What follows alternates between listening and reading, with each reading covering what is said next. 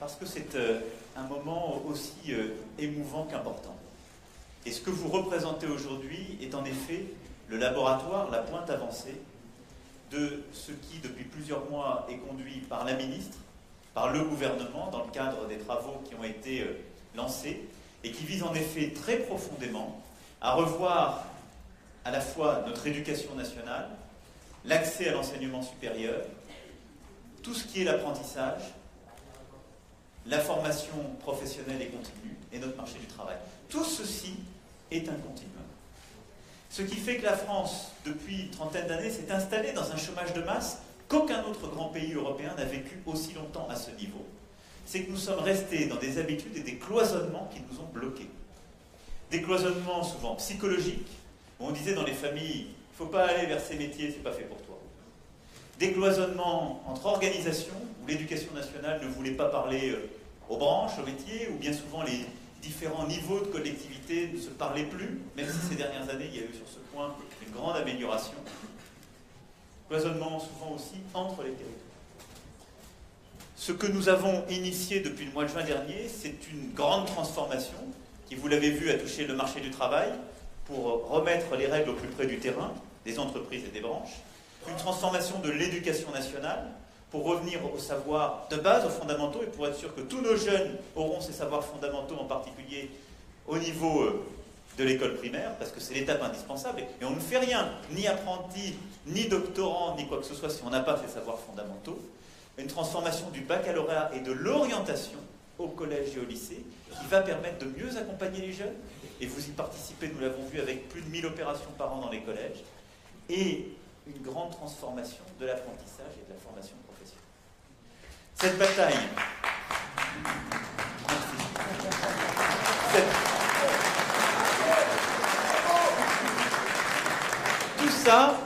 tout ça, c'est un continuum parce qu'on ne gagnera pas une bataille sans les autres. Mais cette bataille, elle est fondamentale au moment que nous vivons. Pourquoi ? D'abord parce qu'il y a une reprise économique qui est encouragée, facilitée par un retour fort de la confiance des milieux économiques, des investisseurs internationaux sur la France, qui crée cette accélération, ces créations d'emplois que vous avez peut-être vu dans les chiffres, mais qui du coup met beaucoup de métiers sous tension. Le président de la région vient de le dire. Et donc on se retrouve aujourd'hui dans un paradoxe où on a encore un taux de chômage à 9% et un peu plus, et selon les régions, on atteint parfois 10, selon d'autres régions, on est un peu en dessous de 9, et où on a dans toutes les régions des métiers sous tension avec des professionnels qui nous disent « je ne trouve personne pour accéder à ce métier ». Et à côté de ça, on a des territoires qui sont encore bousculés par des restructurations, des crises industrielles, et nous sommes au cœur d'une grande transformation, celle qui est portée par le numérique, qui va changer tous les métiers, celle qui est portée par la transition écologique, qui bouscule aussi les métiers fondamentaux. Et donc, dans les années à venir, qu'il s'agisse de la mécanique, qu'il s'agisse des métiers du bâtiment, on ne les fera plus de la même façon, et nous l'avons aussi parfaitement vu dans vos ateliers.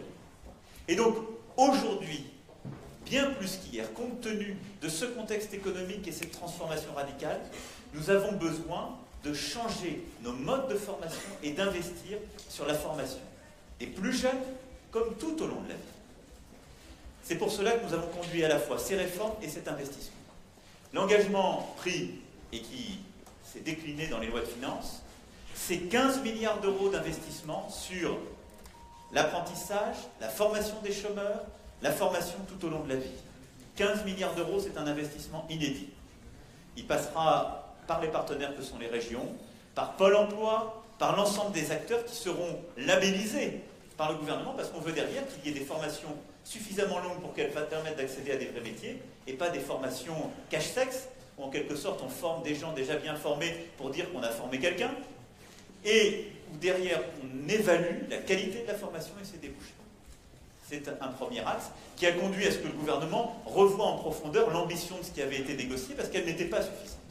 Parce que depuis trop longtemps, on s'est habitué à un système de formation professionnelle qui n'était pas au bon niveau et où tout le monde faisait un peu la même chose. Et surtout où ceux qui prescrivaient les formations, apportaient les mêmes formations, étaient un peu en charge de les évaluer. On va maintenant bien séparer les rôles pour en contrôler l'efficacité. Et puis il y a l'apprentissage. Ça fait bien longtemps qu'on parle de l'apprentissage en France en se donnant des objectifs qu'on n'atteint jamais. Donc j'ai pris deux principes. Le premier, de ne pas fixer d'objectifs chiffrés quand je me suis engagé. Et le second, de regarder comment faisaient les voisins pour rattraper notre retard. Et l'objet de la réforme qui a été conduite par la ministre ces derniers mois avec ses collègues, en particulier de l'Éducation nationale, de l'enseignement supérieur, de la recherche et de l'innovation, c'est en quelque sorte de permettre d'accélérer ce que les compagnons de devoir montrent parfaitement parce que vous êtes en avance de phase. Et donc c'est de dire, premièrement, on doit décloisonner. Et donc on doit rapprocher l'éducation nationale des branches professionnelles, des professionnels qui connaissent les métiers. C'est pourquoi, dans ce projet, il y aura une simplification drastique des règles, des conditions d'organisation du travail, des conditions horaires, pour faire qu'un jeune qui est en apprentissage eh bien, puisse vivre le quotidien des professionnels, et en particulier des métiers qu'il veut embrasser, des qualifications qu'il veut adopter. Et en finir avec des jeunes qui, dans le bâtiment, n'ont pas le droit de travailler 8 heures par jour, avec des jeunes qui, dans la restauration, au fond, ne peuvent pas servir dès que le service commence parce qu'ils doivent finir trop tôt, avec, dans la boulangerie, des jeunes qui peuvent commencer suffisamment tôt parce que si on ne commence pas à 5 heures du matin, il est rare de pouvoir vraiment faire le pain, et bien souvent même avant. Et donc, ces simplifications de bon sens qui étaient attendues par beaucoup, la simplification des régimes de responsabilité, sera apportée par ce texte de loi. Ensuite, ce sera d'associer pleinement les branches professionnelles dans les maquettes pédagogiques et de dire ce qu'on apprend aux jeunes, c'est les professionnels qui doivent nous orienter sur ce qui est utile. Ce ne sont pas des formations qui doivent être théoriques. Troisième sujet, c'est de permettre dans ces filières de l'apprentissage d'aller vers l'excellence. C'est ce que vous m'avez dit en arrivant, ce que j'ai vu chez chacun des jeunes. Et ça, c'est une révolution organisationnelle, mais aussi culturelle. On doit expliquer que l'apprentissage est une filière d'excellence. Et c'est pour ça que je suis là aujourd'hui. Pour que les parents comprennent que placer leur enfant dans une filière d'apprentissage, ça n'est pas synonyme d'un échec, c'est un projet pour la vie. Pourquoi ça marche en Allemagne? Je le dis souvent. Parce que quand vous regardez le patron dans une entreprise, il a fait apprenti. En France, quand vous regardez le patron de l'entreprise, bien souvent, il a fait école de commerce ou école d'ingénieur. C'est pour ça que les familles françaises, quand elles s'occupent de leurs enfants, elles disent « je préfère qu'il fasse école d'ingénieur ou école de commerce », même s'il n'est pas fait pour ça. Je veux que dans la France de demain, on ait le plus en plus de patrons qui soient passés par la voie de l'apprentissage. Et ce que cette jeunesse va parfaitement montrer, ce que les employeurs, d'ailleurs, que j'ai vus ici, montrent parfaitement. Et il faut qu'on fasse cette conversion culturelle que cette loi va faciliter pour valoriser pleinement ces filières de l'apprentissage. Ensuite, on va encourager les apprentis en les payant mieux. Vous êtes exemplaires à ce titre parce que vous valorisez l'autonomie de l'apprenti. Et donc la loi va mettre une grille selon l'âge et selon l'ancienneté, mais elle va permettre de mieux payer les apprentis, ce qui est absolument fondamental là aussi pour que les jeunes aillent vers ces filières, qu'elles soient attractives, en accompagnant aussi les apprentis pour qu'ils puissent être autonomes et donc les accompagner pour le permis de conduire. Tous les apprentis qui rentreront à partir de septembre prochain seront accompagnés au premier semestre 2019 avec une aide d'au moins 500 € pour passer le permis. Parce que c'est bien souvent là aussi un blocage, un frein. Et on le sait bien quand il faut aller chez l'employeur, quand il faut pouvoir être autonome. Ensuite, dans les simplifications qui seront portées par cette loi, il y en a une de bon sens. C'est qu'on arrêtera de penser qu'on devient apprenti forcément au mois de septembre. Il y a des rentrées universitaires, c'est normal pour l'université. Mais un jeune qui arrête son année universitaire au bout de 2 mois, il doit pouvoir rentrer dans une filière d'apprentissage en cours d'année. Cette loi le permettra. Puis enfin, il y aura la simplification de toutes les aides aujourd'hui apportées à l'apprentissage et un volontarisme mis par, je dirais, encore plus d'accompagnement de l'État. Qu'est-ce que ça veut dire? Ça veut dire que des 4 aides qui existent aujourd'hui, que bien souvent d'ailleurs les employeurs ne connaissent pas, et donc ils ne les demandent pas. Ces 4 aides seront remplacées par une seule, qui sera mensuelle. Il n'y aura plus d'avance de trésorerie de la part des employeurs, avec une volonté très claire, c'est que ce soit sur la fiche de paye, pour que l'employeur voie ce que lui coûte un jeune. La première année, dans toutes les entreprises de moins de 250 salariés, le reste à charge par mois d'un jeune, ce sera 65 € pour l'employeur. Quand les gens comprendront ça, j'entendrai plus sur le terrain des gens qui me disent « le jeune, il me coûte quasiment un SMIC, alors qu'il ne sait rien faire la première année ». Ça n'est plus vrai. On demande au maître d'apprentissage un vrai investissement, je ne le mésestime pas. Il apprend aux jeunes son métier, il apprend les compétences. Mais ça lui coûtera 65 € par mois de reste à charge. et on ne lui demandera plus d'avance de trésorerie. Mais derrière, il va fidéliser le jeune. Il va lui changer aussi sa vie. Et il va faire vivre ce lien que j'ai vu à la fois chez les jeunes qui sont ici, comme chez les employeurs. Donc cette transformation profonde, c'est ce que cette loi va permettre. Je crois très profondément qu'elle est de nature à accélérer, renforcer ce qu'au quotidien, depuis tant et tant d'années, vous faites. Je crois...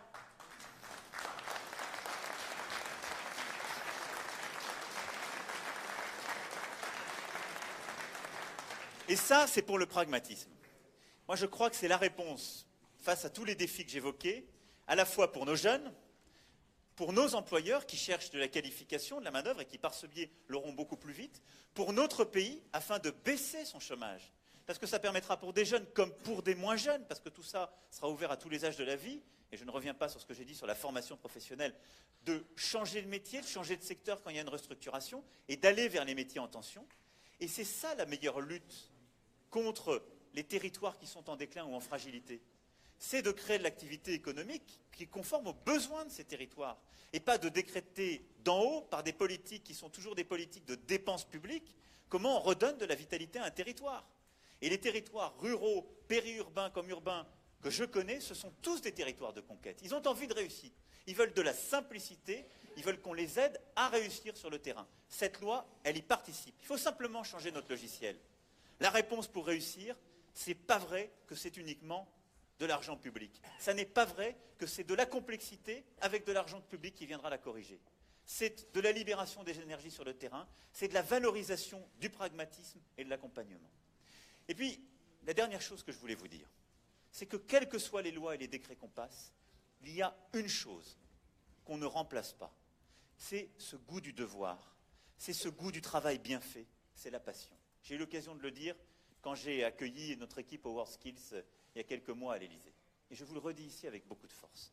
Notre pays, il a besoin d'une chose, c'est de valoriser les passionnés à tous les niveaux. J'ai souvent parlé de ces premiers de cordée, vous en êtes le parfait exemple.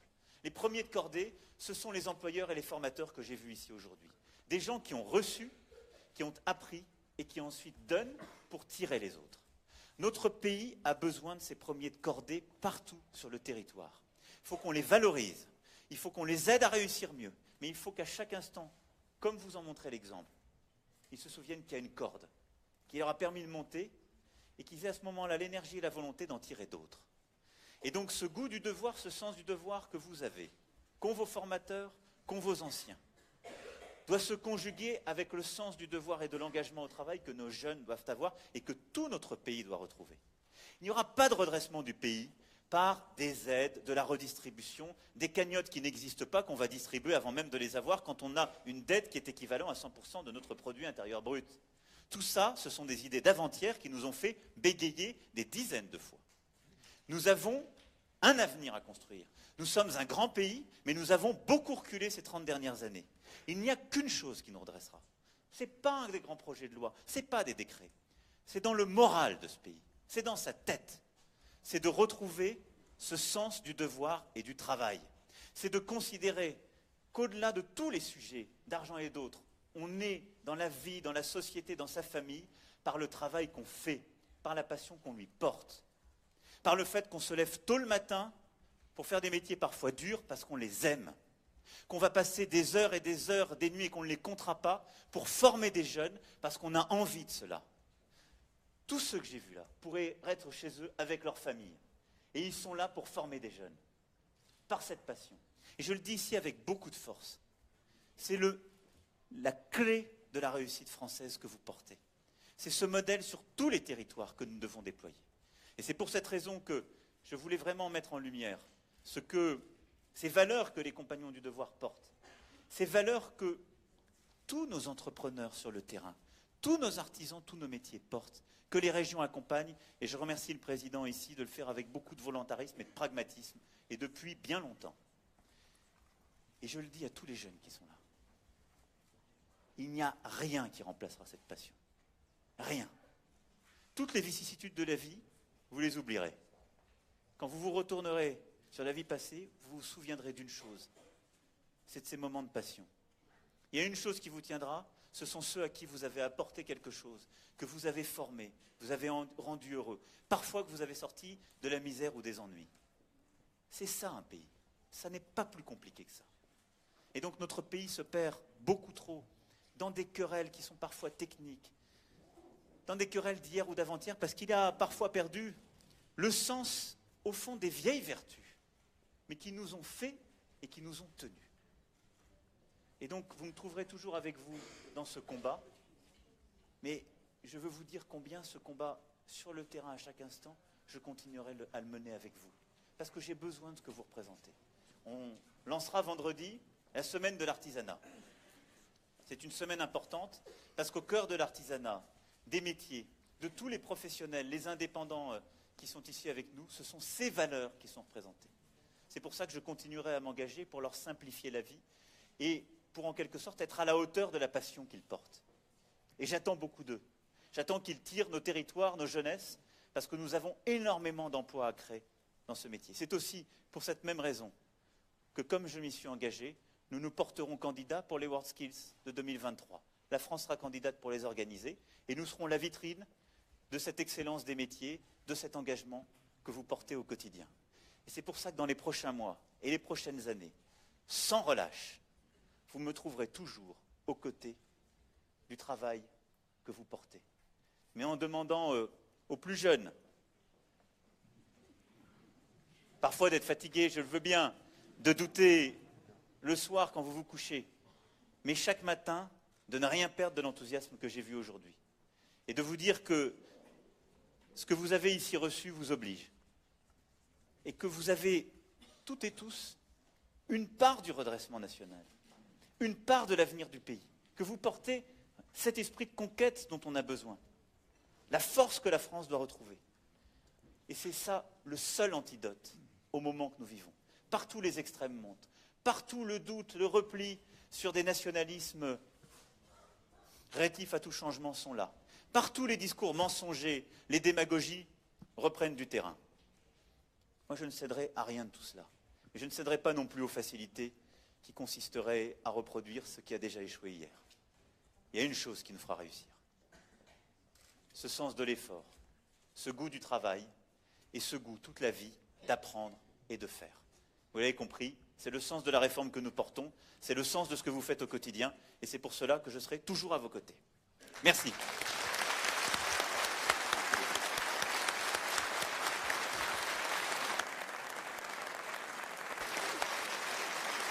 Merci à vous. Je compte sur vous là.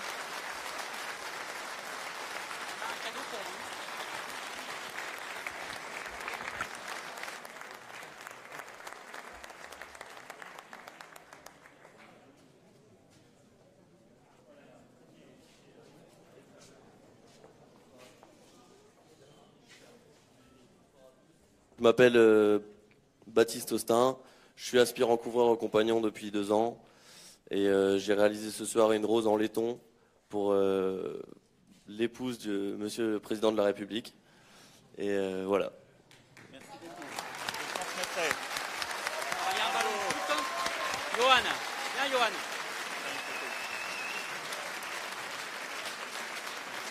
Ah, ouais, il faut qu'on s'avance parce qu'ils vont être trop nombreux à monter. D'accord. Johan va vous offrir un. Oui, mais il y a un ballon. Regarde bien. On va Voilà faire. pour les jeunes.